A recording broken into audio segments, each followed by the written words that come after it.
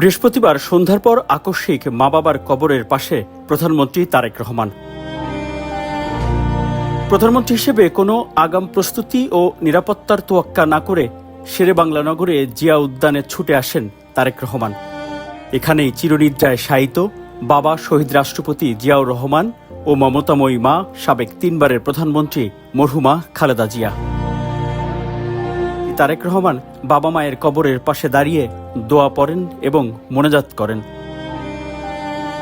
এর আগে জাতীয় সংসদ ভবনে রাষ্ট্রপতি নির্বাচনের আনুষ্ঠানিকতা শেষ করেন প্রধানমন্ত্রী তারেক রহমান।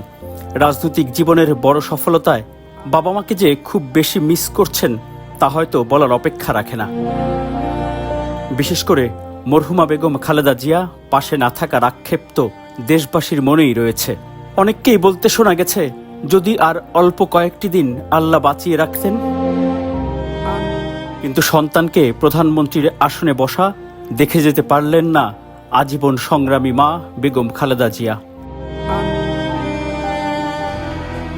একইভাবে প্রতি পদে পদে মায়ের শূন্যতা সন্তান তারেক রহমানকেও শোকাহত করে। কিন্তু নিজের দুঃখ কষ্ট চেপে রাখার সীমাহীন সক্ষমতার প্রমাণ তারেক রহমান দিয়েছেন বহুবার, বছরের পর বছর। Miraj Hossain Gazi, open media cell, Dhaka.